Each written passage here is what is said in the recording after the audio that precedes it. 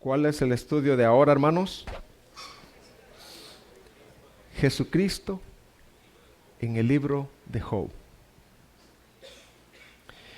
Y hay algunas cosas que la mayoría de ustedes ya las saben, pero yo, debido a que hay personas que quizás vienen por primera vez, segunda vez, yo voy a tratar de siempre de enseñarlas, para que cuando ustedes vayan y estudien solos el libro de Job, ustedes ya tengan un panorama de lo que es el libro de Job. El libro de Job es un libro muy difícil. La mayoría de predicadores solo predicamos del capítulo 1 al 2 y el capítulo 42, pero ya del 3 al 37 nadie se mete. Nadie se mete. Por eso hoy quiero dar como un panorama de todo el libro, de qué trata el libro de Job, la riqueza que tiene, la bendición que es para nosotros el libro de Job. ¿Quién fue el autor de el libro de Job? La mayoría atribuye que el autor humano fue Moisés. Muchos consideran a Job como una de las piezas literarias más antiguas, o sea, de los libros más antiguos, o sea, compite con Génesis.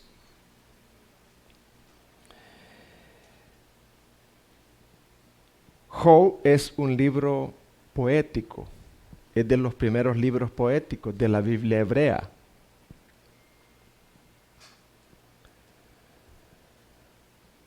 Algunos creen que este libro se escribió y que la historia de Job tiene lugar en el período de los patriarcas. Fíjese, muchos creen que Job fue un patriarca también y que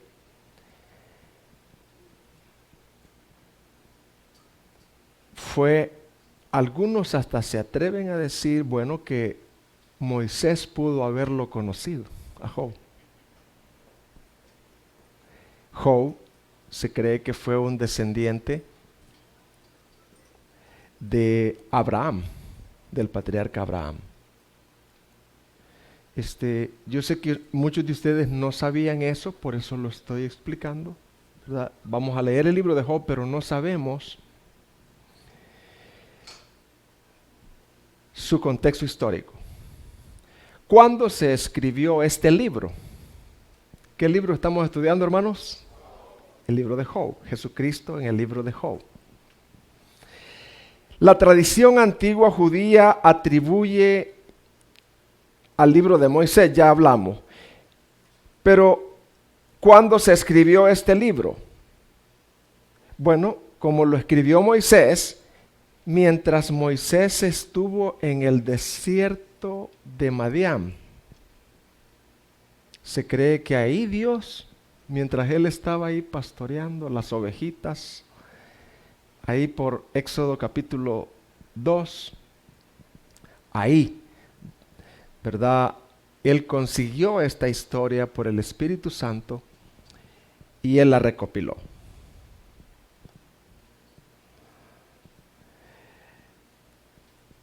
¿Cuál es la idea principal del libro? ¿Será el sufrimiento, hermano? No. Aunque en el libro hay sufrimiento, pero la idea principal del libro de Job es la soberanía de Dios. ¿Cuál es la idea principal del libro, hermanos? Demostrar la soberanía de Dios y el significado de la verdadera fe. Esa podría ser la verdad central. Así que vamos a repasar. ¿Cuál es la verdad central del libro de Job, hermanos? Demostrar la soberanía de Dios y la fe verdadera, la fe que es genuina. Ahora, Yo siempre traigo la estructura ahí, pero no sé por qué se me olvidó hoy. Se me fue. Pero vamos a ver la estructura del libro, cómo está estructurado el libro de Job, para cuando usted lo lea, usted ya lleve una idea de la estructura del libro de Job. El prólogo o la introducción, si usted quiere saber de qué trata el libro, está en el prólogo, que es la introducción, está en el capítulo 1 al 2. Ahí está lo que se le llama el prólogo. Yo espero que usted un día de estos pueda leer el libro de Job. Y no solamente lea el prólogo, que es el capítulo 1 y el capítulo 2. Después, la otra parte está discursos de Job y sus amigos. Comienzan los discursos por turnos, 3 turnos de discursos. Discurso de Job y sus amigos, eso comienza desde el capítulo 3 al capítulo 37.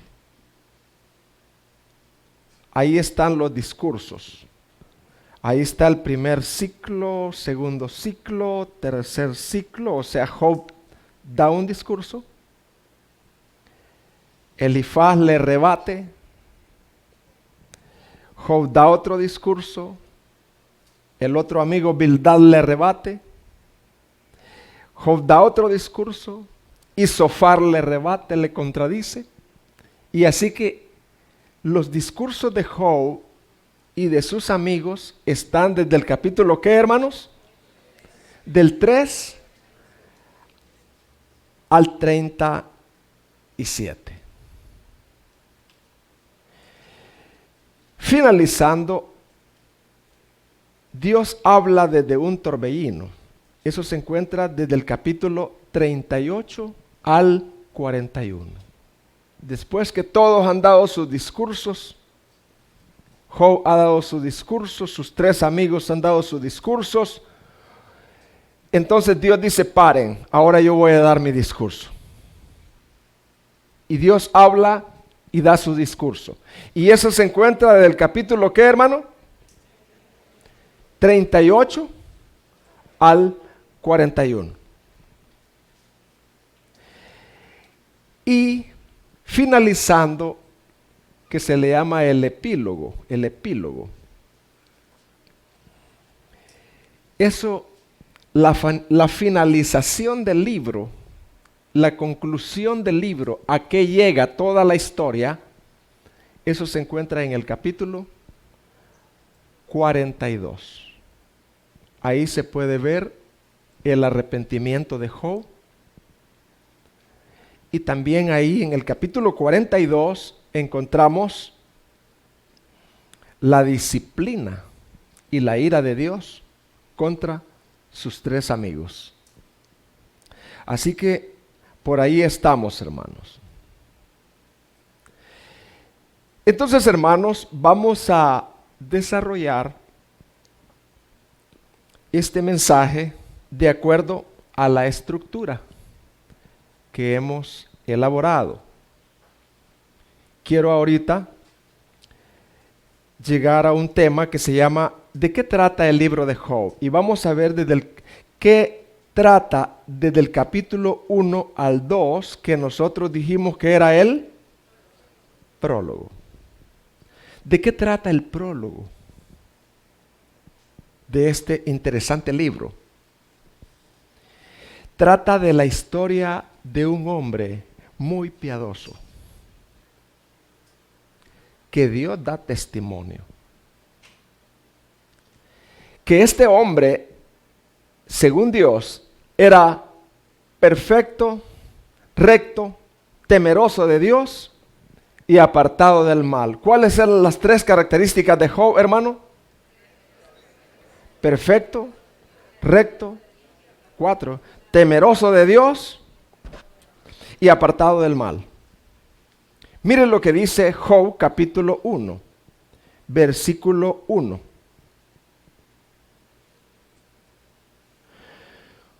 hubo en tierra de Uz un varón llamado Job. Y era este hombre, ¿cómo era, hermanos? Perfecto y recto, temeroso de Dios y apartado del mal. Y dice el versículo 2, y le nacieron 7 hijos y 3 hijas. Por todos los hijos de él eran 10. Además de eso, Job era un hombre muy rico. Hoy diríamos millonario. Fíjese lo que dice Job capítulo 1, versículo 2. La narrativa habla de la riqueza de Job. Hay que leerlo. Job capítulo 1, versículo 2. Y le nacieron 7 hijos y 3 hijas. Versículo 3. Su hacienda era 7,000 ovejas, 3,000 camellos, 500 yuntas de bueyes, 500 asnas y muchísimos criados. Y era aquel hombre más grande que todos los orientales. Ese era Job. Estoy describiendo la piedad de él, la riqueza de él, la riqueza familiar que tenía también. Pero veamos ahora la piedad de este hombre, la piedad familiar de este hombre. O sea, un hombre a veces puede ser piadoso afuera, pero este hombre era piadoso adentro de su casa.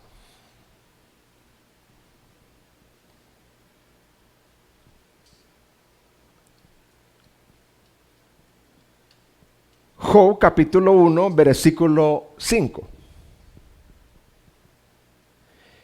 Y acontecía que, habiendo pasado el turno, los días del cónvite, o sea, sus hijos hacían banquete. Les gustaba comer bastante, celebrar.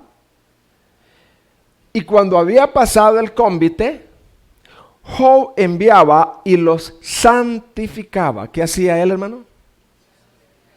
Los santificaba. La manera de santificar en el Antiguo Testamento, mire cómo era. Y se levantaba de mañana y ofrecía holocaustos conforme al número de todos ellos. Porque decía Job, quizás habrán pecado mis hijos y habrán blasfemado contra Dios en sus corazones. De esa manera hacía, ¿cuántas veces a la semana, hermanos? Todos los días. Era un intercesor. Llevaba en el corazón a sus hijos.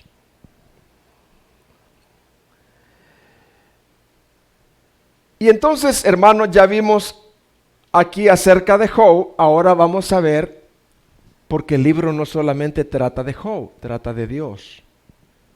Vamos a ver la soberanía de Dios. ¿Qué vamos a ver ahorita, hermano? Soberanía significa que Dios gobierna todo, tiene toda autoridad sobre todo. Eso es soberanía. Vamos a ver la soberanía de Dios.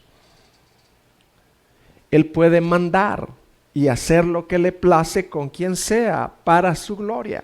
Mire la soberanía de Dios. Versículo 6, 1:6. Un día vinieron a presentarse delante de Jehová los hijos de Dios, todas las criaturas. Los reunió él.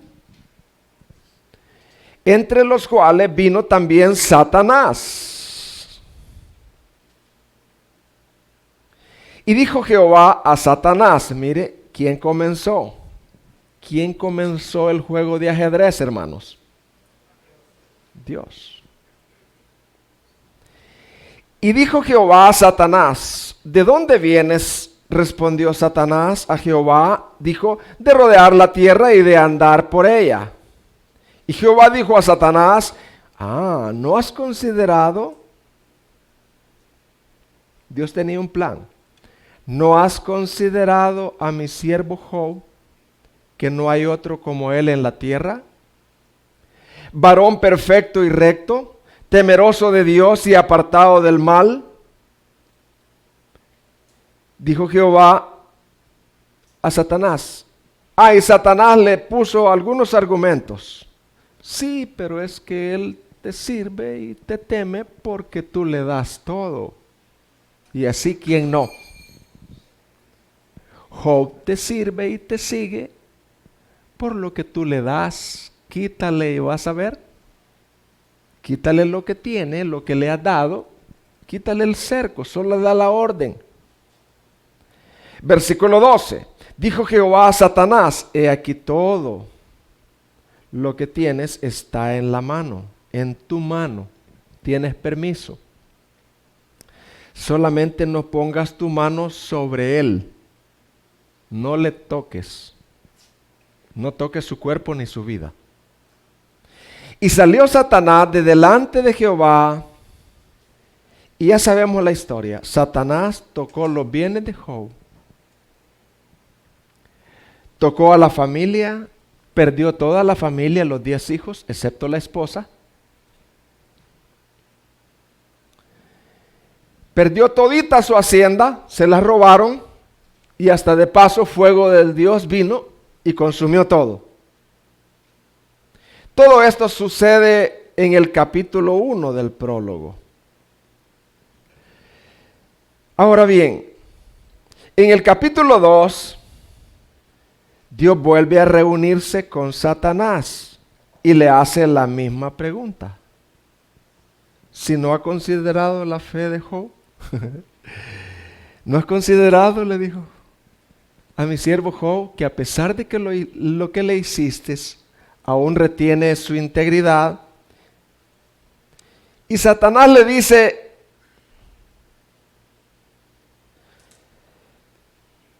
si le llegas a tocar el cuerpo, el hombre ama su piel.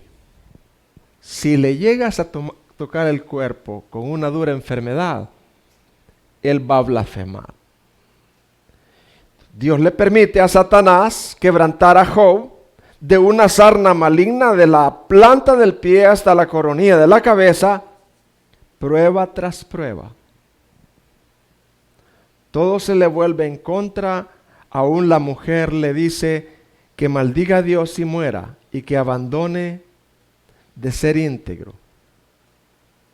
Pero Job está fuerte y todavía cree en la soberanía de Dios y le dice que Dios tiene toda autoridad y gobierno, todas las cosas para hacer venir el bien sobre nosotros, como también el mal, y que nosotros tenemos derecho, no derecho, sino estamos sumisos a recibir de Dios tanto el bien como el mal.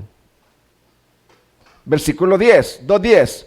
Y le dijo, como suelen hablar cualquiera de las mujeres fatuas, has hablado, ¿qué? ¿Recibiremos de Dios el bien y el mal no lo recibiremos? En todo esto, ¿qué dice, hermano? Con sus labios. En el capítulo 1 y capítulo 2, Job no pecó. Oiga bien lo que estoy diciendo. Job no pecó con sus labios en el capítulo 1 ni en el capítulo 2. Hermanos, demos algunas aplicaciones a nuestra vida de lo que hemos predicado.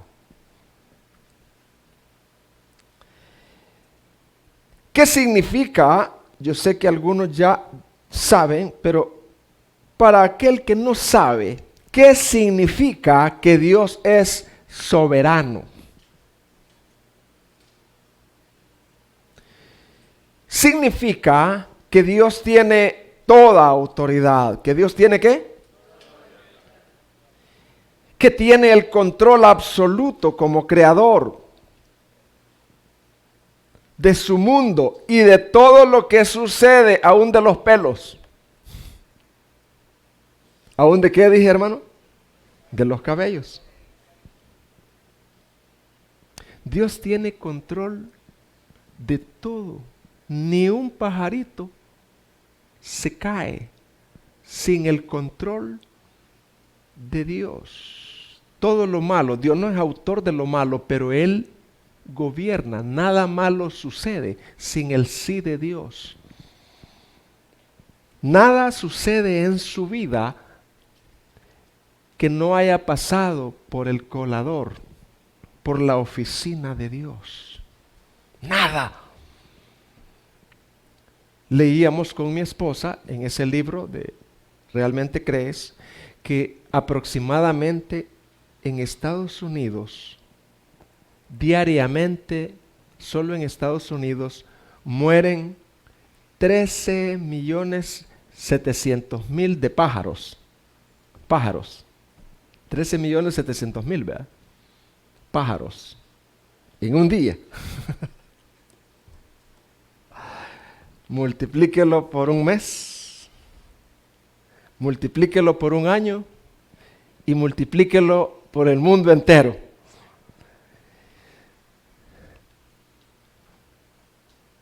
Dios, creador de todas las cosas, gobierna a todas las criaturas.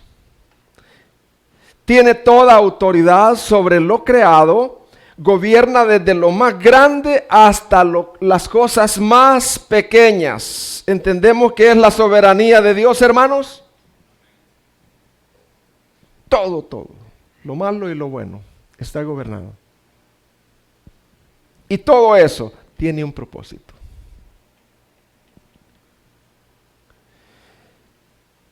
Significa que todo lo que sucede, bueno o malo, en tu vida, tiene un propósito. ¿Te está pasando algo malo en estos días? Hay un propósito. Oculto. Ahí hay. Significa que debemos bendecir a Dios en todo tiempo, tanto cuando nos da como cuando nos quita. Amén, hermanos. Bendeciré a Jehová, dice la Biblia, en todo tiempo. Su alabanza estará de continuo en mi boca. Significa que nuestra vida es distinta a la vida de los impíos. Porque los impíos no saben en qué tropiezan.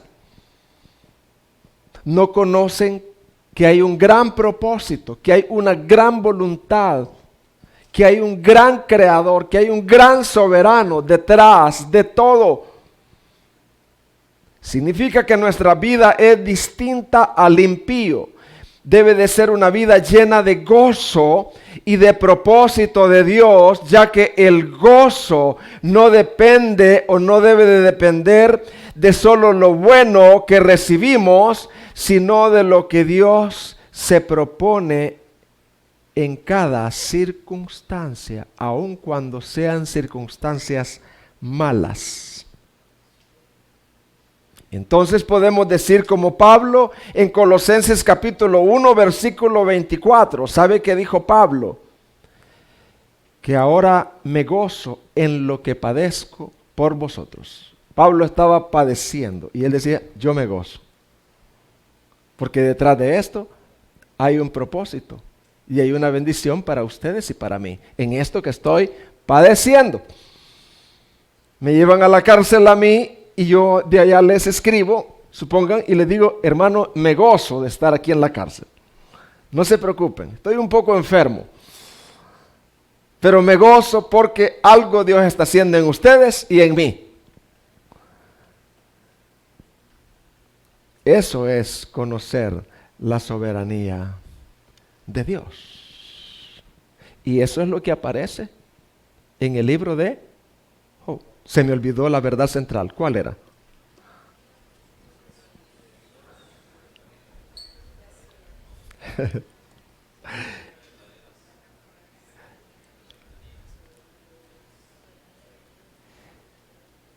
Si amamos a Dios, todas las cosas nos ayudan a bien, dice Romanos 28:29. Y el bien significa ser conformados a la imagen de Cristo.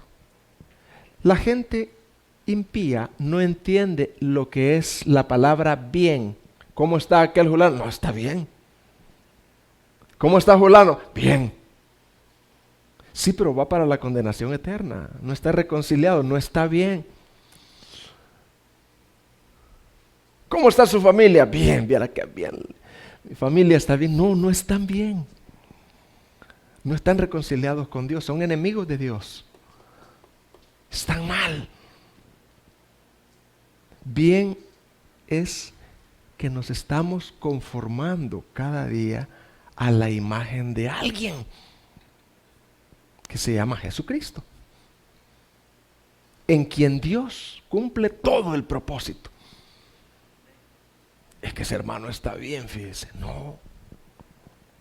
Si no está conociendo a Jesucristo, no está bien. A través de todo esto aprendemos que Dios tiene toda autoridad de escoger al más piadoso y hacerlo sufrir.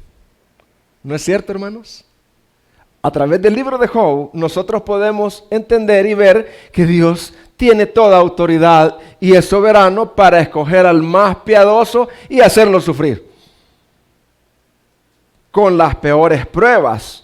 No porque haya pecado, sino porque Dios sabio quiere glorificarse, quiere probar la fe, como en el caso de Job. Hermano, ¿estamos aprendiendo algo? Vivir la soberanía de Dios es interpretar el mundo bíblicamente. Vivir la soberanía de Dios es interpretar el mundo, ¿cómo, hermano? Bíblicamente. No hay otra manera de interpretarlo. A los niños se les siembra eso. Interpretar el mundo desde el punto de vista de las Escrituras. Vivir la soberanía de Dios es interpretar el mundo bíblicamente y no sentimentalmente. Porque uno puede interpretar el mundo sentimentalmente, pero es bíblicamente. Vivir la soberanía de Dios es vivir descansado de las preocupaciones y ansiedades, porque podemos echar nuestras cargas sobre Él.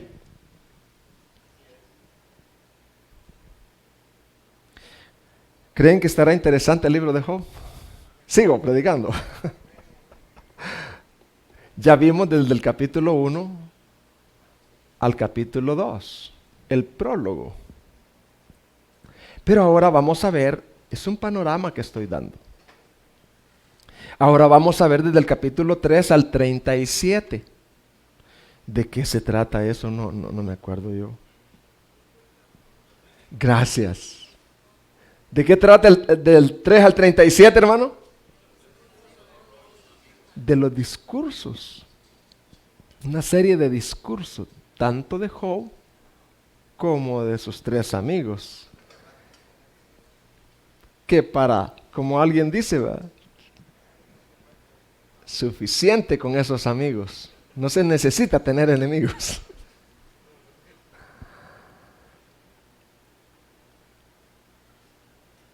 Ahí vemos nosotros los discursos en 3 ciclos. Primero habla Job, habla un amigo. Luego habla Job, habla el otro. Habla Job, habla el otro. Y se dan los ciclos. Cada uno de los amigos de Job, Bildad, Zofar, ¿y quién es el otro? Elifaz. Cada uno de esos son teólogos. Ellos albergan dentro de ellos el pensamiento de cómo se creía a Dios en aquel tiempo. La concepción de Dios, las enciclopedias acerca de quién era Dios ellos.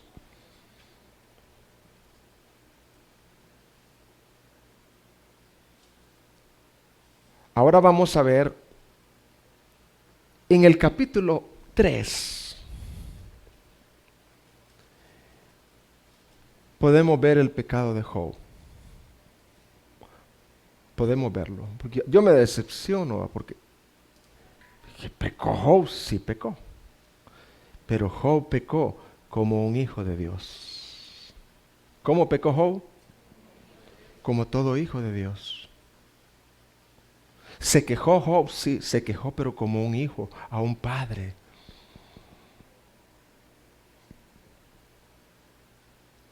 El pecado de Job es distinto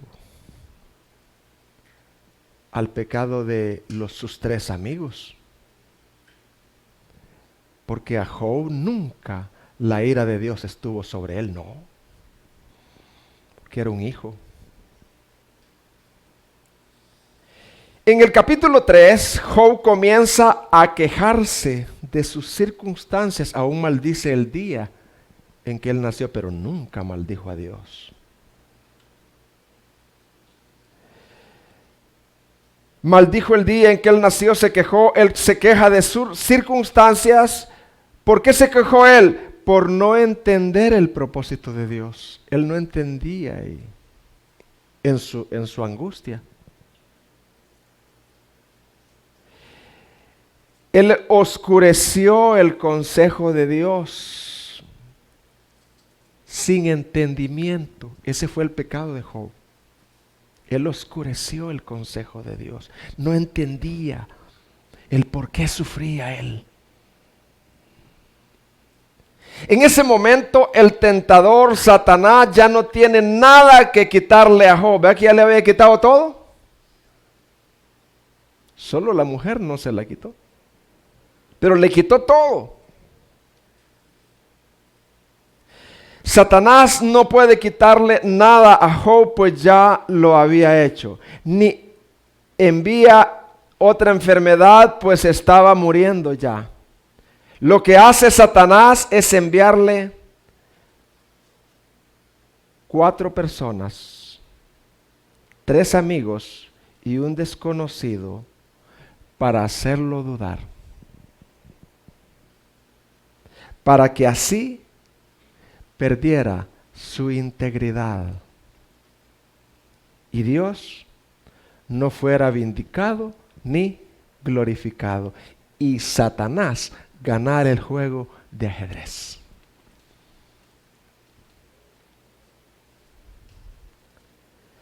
Sus amigos venían para consolarlo. ¿Para qué venían sus amigos? ¿Y no eran sus amigos, pues?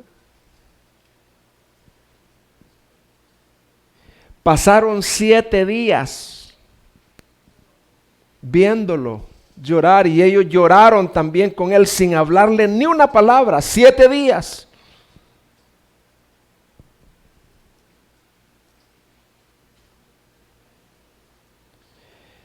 Viniendo ellos para consolarlo, pero lo raro es que en vez de consolarlo, desde el capítulo 3 al capítulo 37, Elifaz, Bildad y Zofar toman cada uno sus argumentos para convencer a Job de que él está en esa condición porque Job es un impío.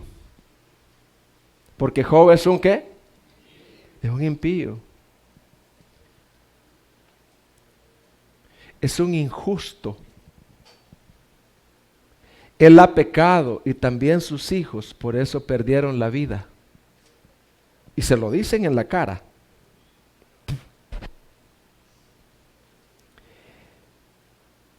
Él es merecedor del sufrimiento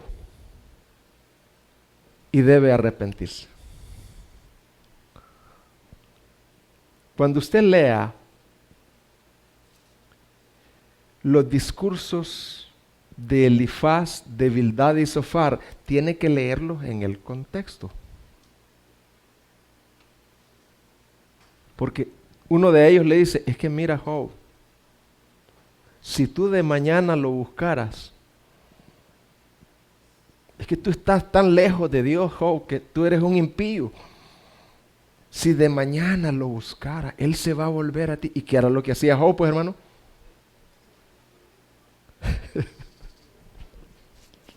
Y eso le caía como limón a él. Si te volvieres, Job.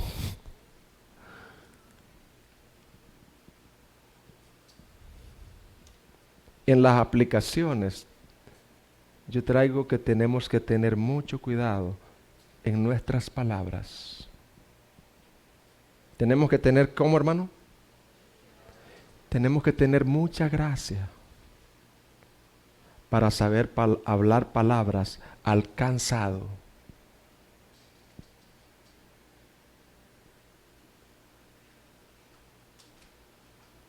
Job es un impío para ellos, injusto, él ha pecado, él merece el sufrimiento y debe de arrepentirse.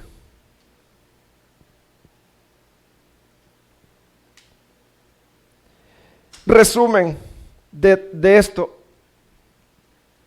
¿De qué tratan estos argumentos?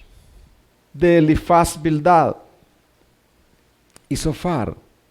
Ellos exigiéndole que acepte que él no es justo, que reconozca sus pecados para dejar de sufrir, y Job mantiene su integridad. ¿Y no era cierto, pues?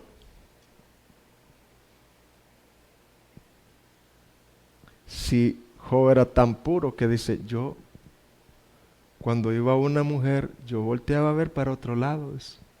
¿En qué me recompensa me daría Dios con andar codiciando mujeres? No es. ¿Cómo he de codiciar he de mirar a una virgen? ¿Qué recompensa me daría el Todopoderoso? Era tan puro. Él se mantiene firme en su fe, en su justificación.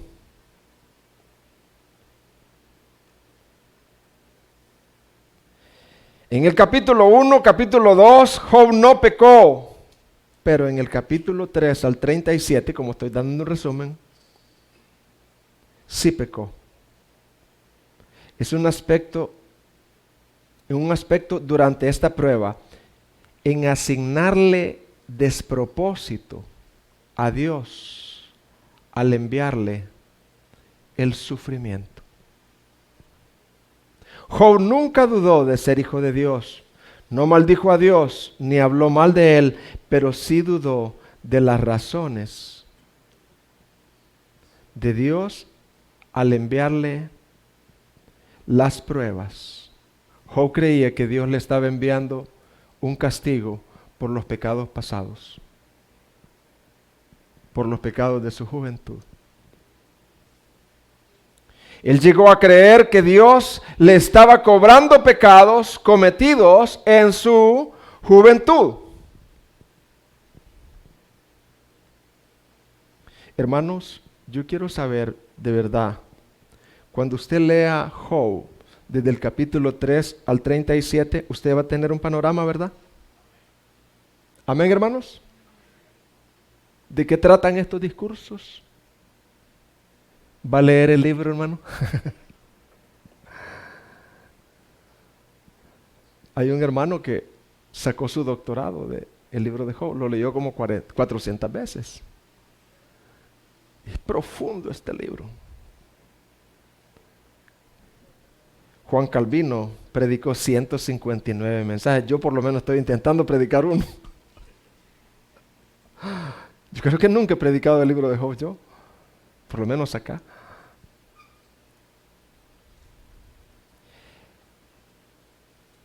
Como una aplicación desde el capítulo 3 al 37, una aplicación. ¿Qué hacer cuando otros sufren, hermanos?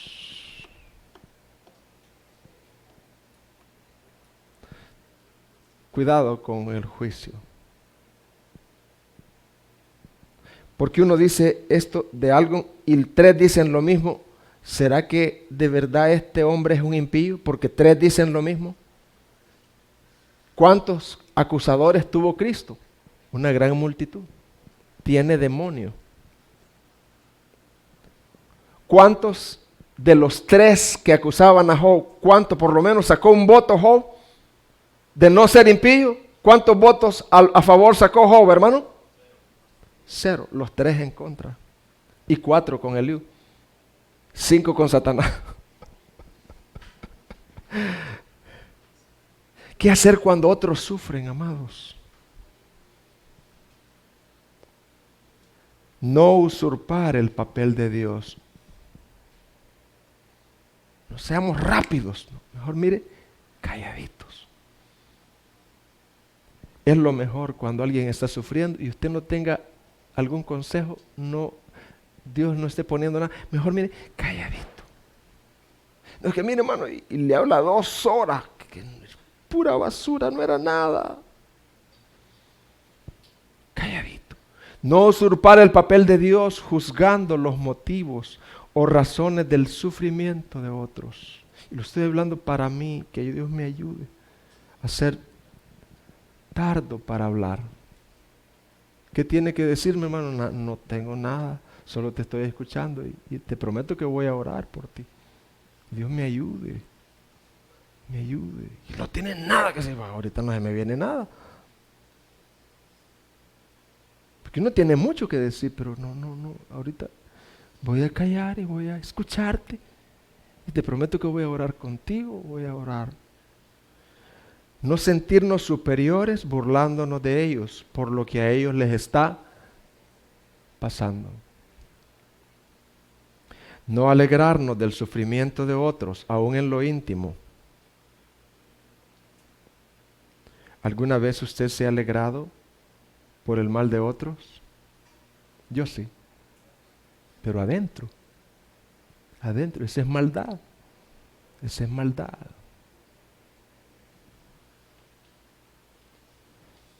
Cuidar al que sufre y no rechazarlo.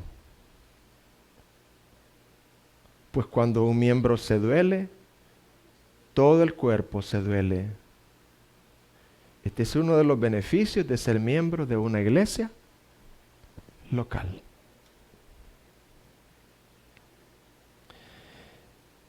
Ahora he dado un repaso breve, panorámico, del capítulo 3 al capítulo 37. Ahora vamos del capítulo 38 al 41. Dios habla desde un torbellino. Dios estuvo escuchando todo. La conversación de Job y veía el pecado de Job como un hijo. Veía el argumento de Elifaz, el veneno de ellos. Eliú, Dios estuvo escuchando. Y mire Dios qué bueno es. Entonces Dios dice, vaya, ahorita no voy a hablar ni con los 3 amigos de Job, ni con Eliú.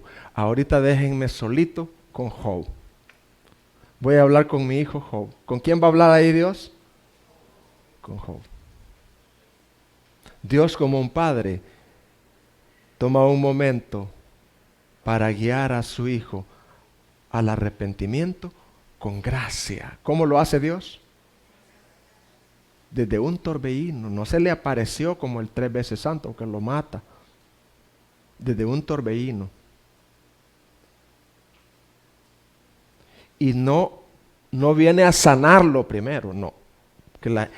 Hermano, yo al ser un personaje grande, lo primero que hubiera hecho en la llaga de Job, ¿qué hubiera hecho? Sanarlo, hermano. Lo que él necesita es sanarlo. Hermano, uno a veces cree que lo que la gente necesita es una ayuda económica y no es eso. Lo que la gente necesita es medicina y no es eso. Lo que la gente necesita es ser sanado de su pecado que viene a través del arrepentimiento.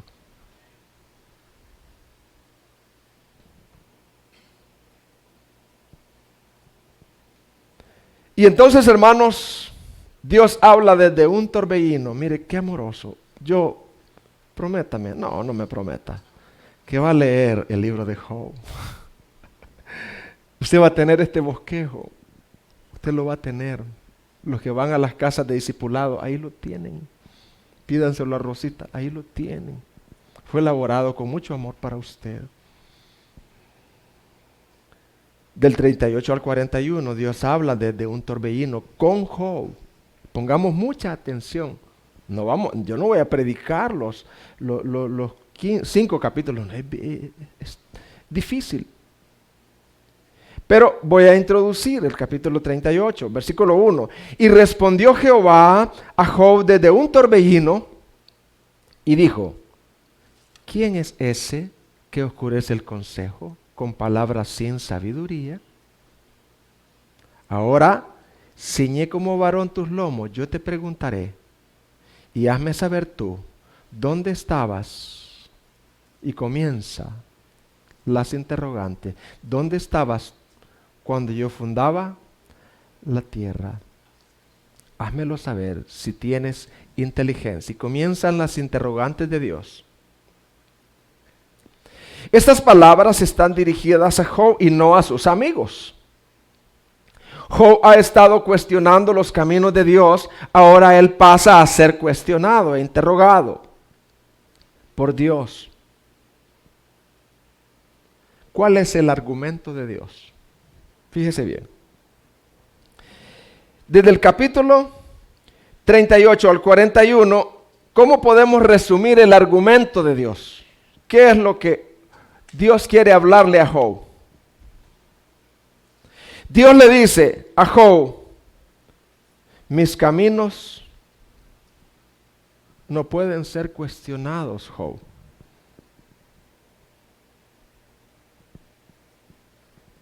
Mis caminos no pueden ser cuestionados. Lo que yo hago no puede ser cuestionado. El hecho de que tú no entiendas, no me cuestiones de esa manera. Si yo tengo el control de todas estas cosas, yo tengo el control aún de los detalles más mínimos del universo. El universo con todos sus detalles, la profundidad del mar, el abismo, la muerte, los depósitos de la nieve, las estaciones de la lluvia, las nubes, los relámpagos, la presa para el leoncillo, cuando paren las cabras monteses, los asnos, el gavilán, el leviatán. Job, yo tengo control de todo eso. Y todas esas cosas tienen un propósito. ¿Cómo no tendré control de lo que te pasa a ti? Ese es el argumento de Dios. Job, si yo tengo el control cuando paren las venadas, las cabras monteses, si yo tengo el control de los rayos, de los depósitos de la nieve, si yo tengo el control del leviatán, porque yo lo creé, yo dirijo y veo cuando él juega, cuando él se zambulle, cuando él se alegra, yo tengo el control de todo eso, y todo eso es para mi gloria. Job, confía en mi sabiduría, porque mi sabiduría no es como la tuya. Yo no soy un hombre como tú. ¿Por qué? Es que yo no me pasa el que Dios me haya quitado esto. No podemos cuestionar a Dios. Nosotros no somos nuestros, le pertenecemos a Dios. Y Dios hace con los habitantes de la tierra como a Él le place. Amén, hermanos. Así como tengo el control de cada cosa y hago con los animales como yo quiero, yo soy así como yo controlo todo, también controlo tus sufrimientos. Job, yo estoy controlando tus sufrimientos para llevarte a donde quiero llevarte, que es que me conozcas mejor. Dios gobierna el mar, el granizo, los rayos, con el propósito de glorificarse así. Yo gobierno las circunstancias y también las tuyas. Ese es el argumento de Dios para cumplir mi propósito. El Dios que gobierna el universo es el que gobierna, y ante Él, cuando no entendamos, callemos. ¿Acaso soy yo de tu tamaño para cuestiones mis caminos? ¿Le explicó Dios el porqué de las cosas, de los sufrimientos a Job? No, no le explicó, no aparece ahí. Solo le dijo, yo soy soberano, el dueño de tu vida. Dios no le dijo, bueno, a través de ti, lo que yo estoy haciendo, voy a hacer bien a tanta gente que va a leer tu libro. No, Dios no le dijo eso. Y Job nunca lo supo. Algunas aplicaciones, hermanos. No tratemos de entender el porqué de nuestros sufrimientos. Amén, hermanos.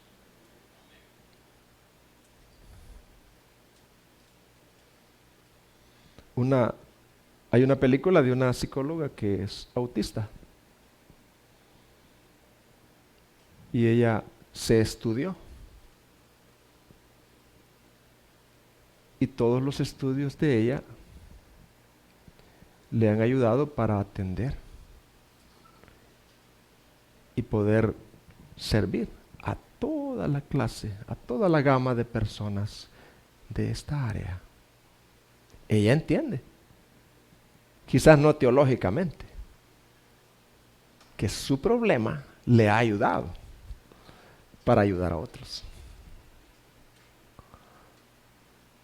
¿Por qué es que yo tengo esta deficiencia? ¿Por qué es que yo no soy como Julano? ¿Por qué me pasó esto pequeñito a mí? ¿Por qué tuvo que pasarme? ¿Por qué me descuidaron? ¿Por qué?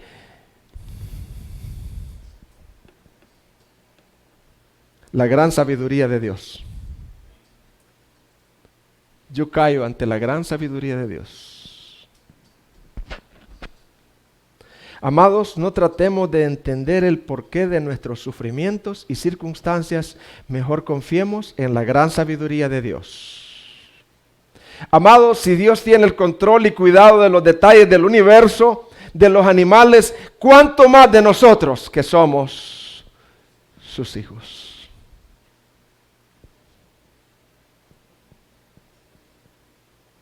Ahora voy a ir terminando con el capítulo 42. El capítulo 42 trata de que Job se arrepiente y es restaurado. ¿De qué trata el capítulo 42? Y sus amigos son disciplinados. Ahí viene. El que se humilla será exaltado. Mire, hermano, en el capítulo 42, Job es tratado como un gran príncipe, como un gran rey. ¡Wow! La manera como Dios lo trata.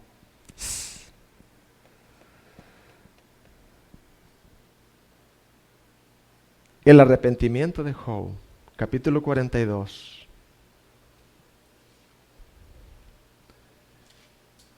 ¿Cómo ha de haber sido este corazón quebrantado delante de Dios? Ya me imagino.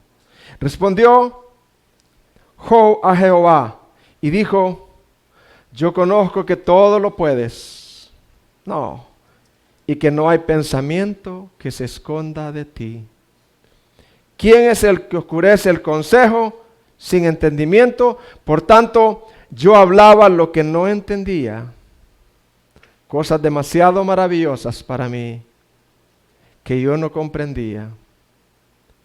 Hermano, está hablando Job enfermo todavía. ¿Cómo está Job, hermano? No está sano, hermano. Él está hablando enfermo todavía. Pero el corazón contento constituye buen remedio. Oye, te ruego y hablaré. Te preguntaré y tú me enseñarás. De oídas te había oído, mas ahora mis ojos te ven. 6.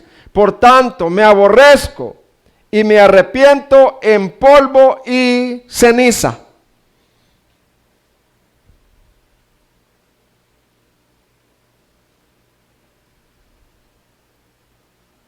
Hermanos, Job fue probado sin causa. Él era un hombre muy piadoso.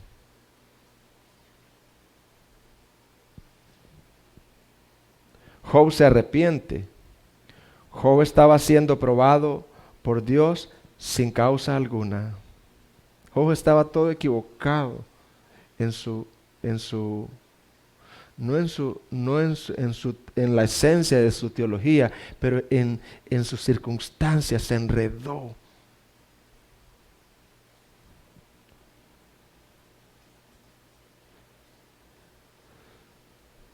Él creía que estaba siendo castigado por sus pecados de su juventud. A ver qué pecado, no he confesado. Decía. Como algunos hermanos dicen, a saber qué línea generacional. Por favor, no crea en eso, hermano. Se lo digo desde acá, no crea en eso. No. Hay que estudiar la sana doctrina.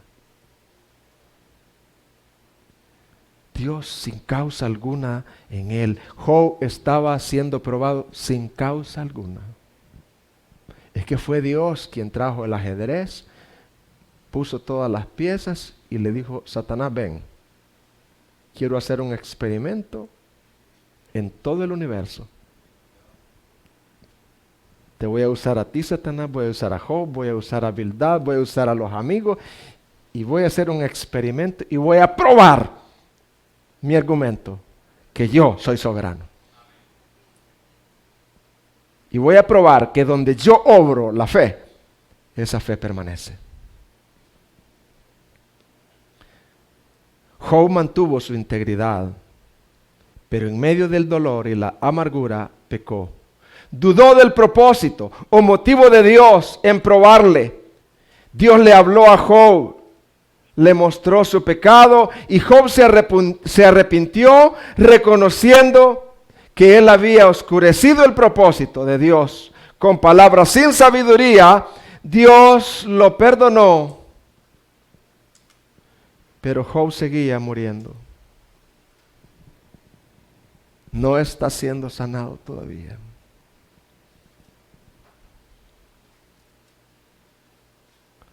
Hasta que él perdona a sus 3 amigos, entonces Dios lo sana. Como decimos en buen salvadoreña, Job podía perdonar, pero perdonar a estos 3. Si es que le habían echado limón a la llaga, lo habían tratado de impío, le habían dicho de todo, le habían dicho que sus hijos habían perecido por ser impíos también, y él era el más impío, no los había instruido.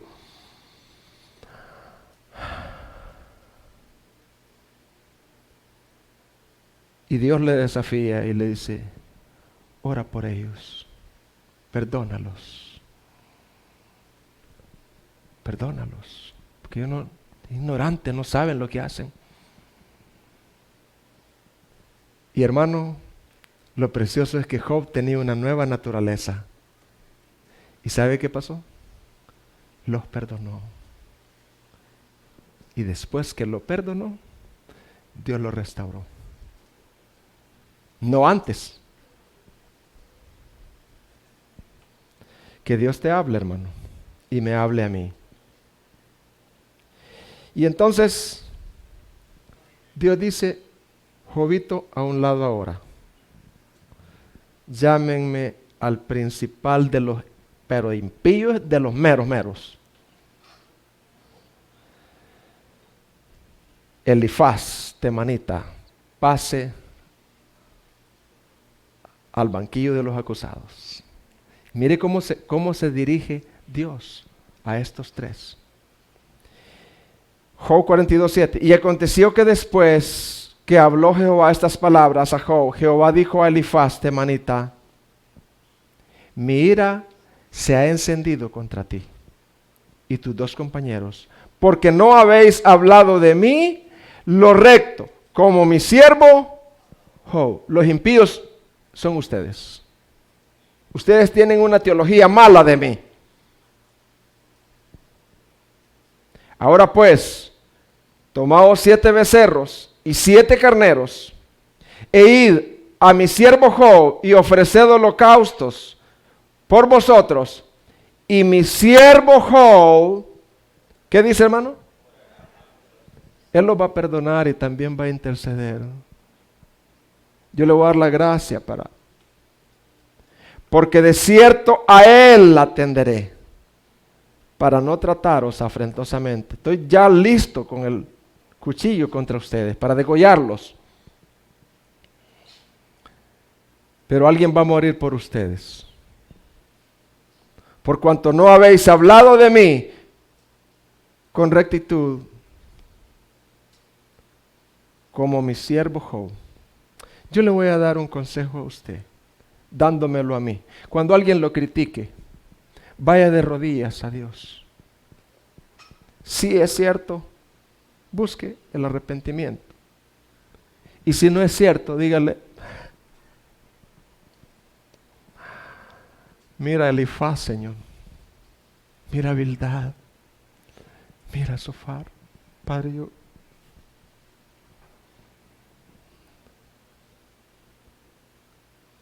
Fueron pues Elifaz temanita, Bildad suita y Sofar naamatita, e hicieron como Jehová les dijo, y Jehová aceptó la oración de Job.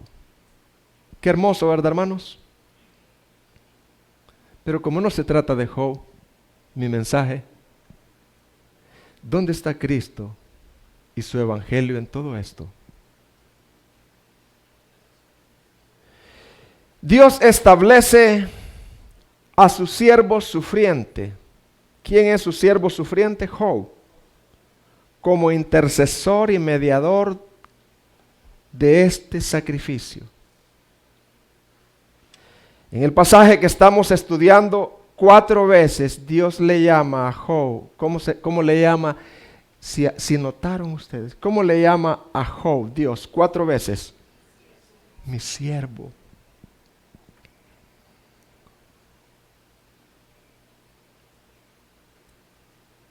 En el capítulo 42, versículo 9, vemos que Job intercedió. ¿Qué hizo Job? Por ellos. Y me dio el sacrificio. Dios aceptó ese sacrificio. En todo eso vemos que Job perdonó a los 3 amigos. Jesús es el verdadero siervo sufriente. ¿Quién es nuestro verdadero siervo sufriente, hermano? Varón de dolores, experimentado en... Mire, hermano, Jesús desde que nació fue perseguido por las serpientes. Si ni había nacido cuando la serpiente ya estaba ahí. Ni había nacido cuando él ya era un varón de dolores, perseguido. ¿Y dónde está para devorarlo? Toda su vida. Jesús es el siervo sufriente. No solo intercedió por nosotros, cual sumo sacerdote, mediando el sacrificio por nuestros pecados, sino que Él mismo fue la ofrenda para el perdón de nuestros pecados. No es que Cristo ofreció un sacrificio, no, Él mismo se tiró en la leña y el Padre lo degolló. Porque no podía el Padre recibir una ofrenda, sino una ofrenda perfecta, hecha por Él mismo. Nadie más podía degollar esa ofrenda, ofrecerla, el Padre lo hizo. Y la ofrenda propiciatoria para ser reconciliados con Dios, muriendo en una cruz. Dice Isaías 53, 10 al 12, pero quiso el Señor quebrantarlo, sometiéndolo a padecimiento. Cuando Él se entregue a sí mismo como ofrenda de expiación, verá su descendencia, prolongará sus días y la voluntad del Señor en su mano prosperada. Debido a la angustia de su alma, Él lo verá y quedará satisfecho. Por su conocimiento, el justo, mi siervo, justificará a muchos y cargará las iniquidades de ellos. Por tanto, yo le daré parte con los grandes, y con los fuertes repartirá despojo. Por tanto, yo le daré, porque derramó su alma hasta la muerte, y con los transgresores fue contado, llevando él el pecado de muchos e intercediendo por los transgresores. Ahora, luego de su resurrección, goza de la herencia de ser Señor de todo. Todo poder y autoridad le ha sido dada en el cielo y en la tierra. Alguien más grande que Job está aquí. El libro de Job no trata de Job. Trata de alguien más grande que Job. Alguien más perfecto. Alguien más inocente. Y alguien más apartado del mal. Ese es nuestro Señor Jesucristo. Jesús está en este libro no solo como el verdadero sufriente, sino aquel verdadero inocente, sin mancha, que sufrió y padeció calladamente con el propósito de salvar a su pueblo. Él sí fue inocente de verdad, pero lo hizo voluntariamente. Él no murmuró como Job, ni pecó, no dudó, no hubo engaño en su boca, ni se quejó contra el sufrimiento que vinieron, sino que asumió toda la ira de Dios y la cargó para salvarnos. Alguien más grande que Job apunta a este libro. Alguien más justo, más perfecto, más apartado del mal está acá. A él apunta el libro de Job. Querida iglesia, queridos jóvenes que han venido, muchas gracias. Te exhorto y te animo, juntamente yo con ustedes, vivamos una vida de continuo arrepentimiento. ¿Vivamos una vida cómo? Dile, Señor, yo menosprecio constantemente las reuniones, menosprecio constantemente el servicio, no me involucro, hay tanto que hacer en tu casa, no me involucro, perdóname. Tú me has dado dones, perdóname. Perdóname por mis críticas, perdóname por mi maldad de mi corazón, por no entender el propósito tuyo, perdóname, Señor. Les invito a una vida llena de arrepentimiento, continuo. Perdóname. Pero también les invito a una vida llena de perdón hacia los que nos hacen mal. ¿Te hacen mal algunos? Sí, yo sé. ¿Te critican? Sí. Hermano, Dios le bendiga. ¡Fla! La puñalada. Si eso, somos como ovejas. Si eso yo no necesito decirles quién lo hace, si en la Biblia está escrito, somos como ovejas llevadas al matadero. Acá. No estoy hablando de allá, acá. Una vida llena de perdón a los que nos hacen mal. Una vida llena de gratitud y de servicio para que otros conozcan esta gracia. Una vida llena de ¿qué, hermano? De gratitud y de servicio para que otros conozcan a este Dios tan hermoso.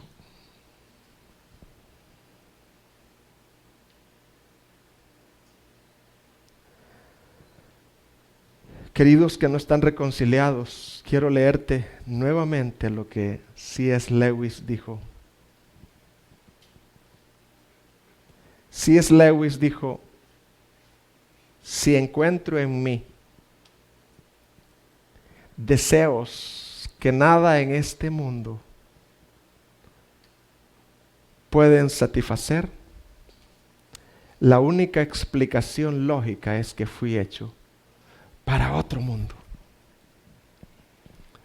Pueda que aquí haya alguien sin reconciliarse, pero es una oveja. Y ha probado llenar su vacío con esto. Y en el momentito, sí hay satisfacción, pero después dice, no, No, no es esta vida. Quiero presentarte a Cristo como aquel que lo llena todo. Y aquel que llenó mi vida cuando yo tenía 15 años. Pongámonos en pie. Padre, mientras cantamos ese coro, Señor, gran Señor, mientras cantamos, soberano, tú puedas dejar esta palabra clavada como clavos hincados. Son las palabras de un maestro, de un pastor, dice la Biblia. Clávalas, Señor, en la mente, en el corazón mío y de todos los que oyen. Ten misericordia, Señor. Tú eres real, Señor. Un día vamos a estar delante de ti y vamos a dar cuenta por esta palabra si respondimos a ella o no. Gracias, Señor. Gracias. Podemos cantar a ese soberano Dios.